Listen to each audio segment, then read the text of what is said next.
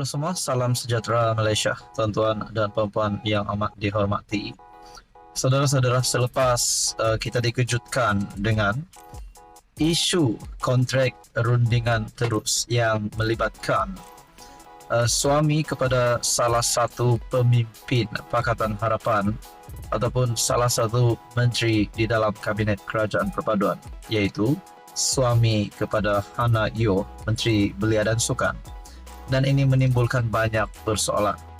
Adakah pemimpin PH ataupun menteri di dalam Kabinet Kerajaan Perpaduan pimpinan Datuk Seri Anwar Ibrahim terlibat dengan perkara ataupun isu kontrak rundingan terus, yang di mana perkara ini adalah satu pembawaan yang tidak bagus dan satu pembawaan yang negatif yang akan membolehkan memberikan kesan yang buruk kepada pimpinan kerajaan, kerana umum mengetahui antara kontrak tender terbuka dan juga rundingan terus sudah pasti sekiranya antara pemimpin di dalam kerajaan perpaduan, keluarga pemimpin ataupun menteri di dalam kabinet kerajaan yang terlibat dengan rundingan terus, sudah pasti ini akan membawa kepada satu pandangan yang negatif.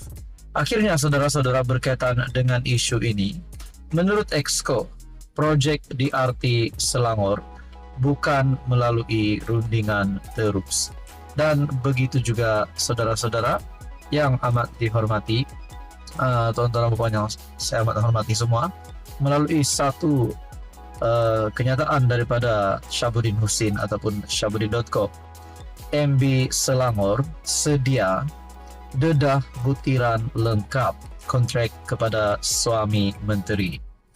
Menteri Besar Selangor Amiruddin Syahri berkata, kerajaan negeri sedia mendedahkan butiran penuh pelantikan Asia Mobility Technologies Sdn Bhd untuk perkhidmatan pengangkutan awam perbatuan pertama dan terakhir di negeri itu.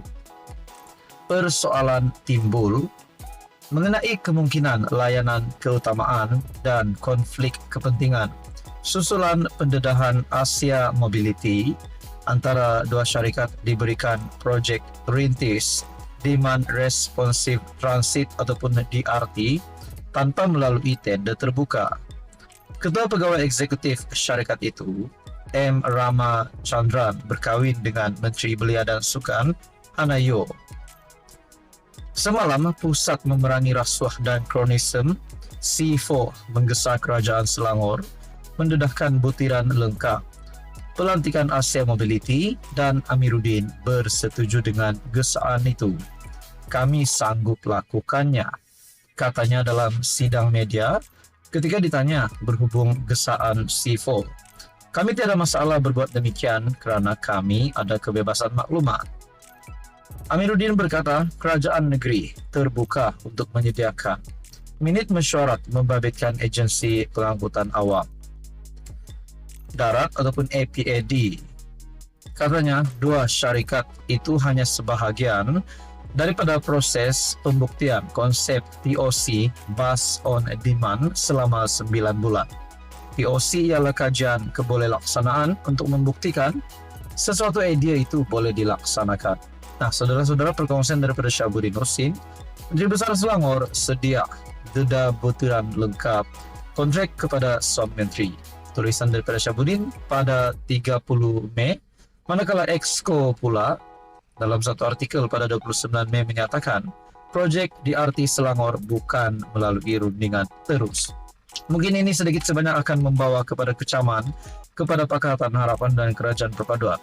Tapi pada akhirnya lain pula yang berlaku. Kita dapat lihat ini adalah satu penafian bahawa perkara ini ataupun isu kontrak ini yang didakwa secara rundingan terus akhirnya dinafikan.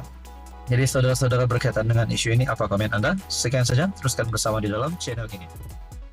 Halo semua, salam sejahtera Malaysia, tuan-tuan dan puan yang amat dihormati. Ini satu lagi pendedahan baru yang pasti membuat walaun, yang juga pasti akan membuat penyokong PAS, terutamanya PAS, dan juga Perikatan Nasional mungkin terkedu dan mungkin terkejut sehingga mungkin ada yang meroyan.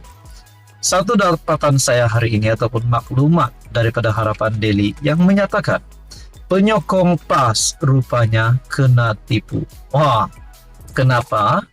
Tiba-tiba ada maklumat yang menyebut penyokong PAS kena tipu. Adakah pimpinan PAS yang dipimpin oleh Presiden Tan Sri Abdul Hadi Awang ini benar-benar menipu penyokong-penyokong mereka? Dan kalau benar mereka menipu, adakah selepas ini PAS bakal kehilangan banyak penyokongnya pada PRU, pada PRK ataupun mana-mana pilihan raya pada masa akan datang? Nah, saya mendapat satu maklumat daripada Harapan Daily. Penyokong rupanya kena tipu. Pemimpin PAS tiada pun disenarai ahli sunnah wal jamaah. Penyokong PAS dilihat kena tipu apabila tiada seorang pun pemimpin dari parti Islam itu disenaraikan sebagai ulama ahli sunnah wal jamaah. Malah Presiden PAS Tan Sri Abdul Hadi Awang juga tiada dalam senarai ulama, biarpun terdapat dewan ulama dalam parti itu. Para ulama, asatiza, ilmuwan agama ini, ramai daripadanya memiliki ijazah sarjana dan PhD serta bergelar profesor dalam bidang masing-masing serta diiktiraf ulama dunia. Ulama berasal dari perkataan alim yang bermaksud ilmuwan Islam atau seseorang yang tinggi ilmu pengetahuan terutama tentang hal agama. Seorang ulama akhlaknya cukup tinggi dan alim kerana mereka mempunyai ilmu ukrawi berbanding ilmu duniawi.